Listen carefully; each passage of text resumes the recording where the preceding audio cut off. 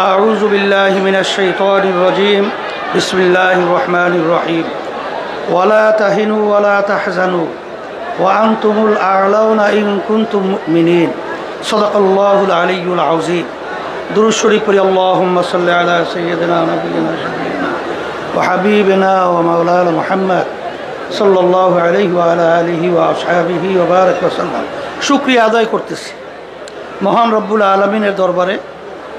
রব্বুল আলামিন আজকে ওলামা সম্মেলনে যে আমন্ত্রিত মেহমান, যে উঁচু পর্যায়ে তারা এখানে উপস্থিত হয়েছে, আমাদের পক্ষ থেকে আমরা ধন্যবাদ এবং আন্তরিকভাবে আমি তাদেরকে শুভেচ্ছা জানাই যে আল্লাহ রব্বুল আলামিন যেন আমাদের এই অবস্থানটাকে আমাদের লক্ষ্য উদ্দেশ্য পর্যন্ত পৌঁছার তৌফিক আল্লাহ দান করে।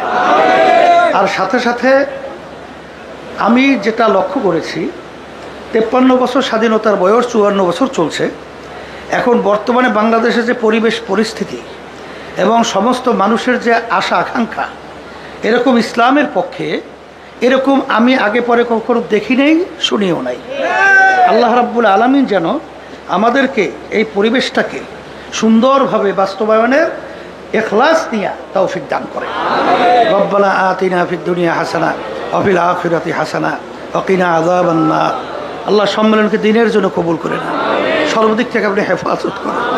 ইখলাস নিয়ে আমাদেরকে একাত্রিত কাজ করার তৌফিক দান করে। বিরহমাতিকা ইয়া আরহামার রাহিম।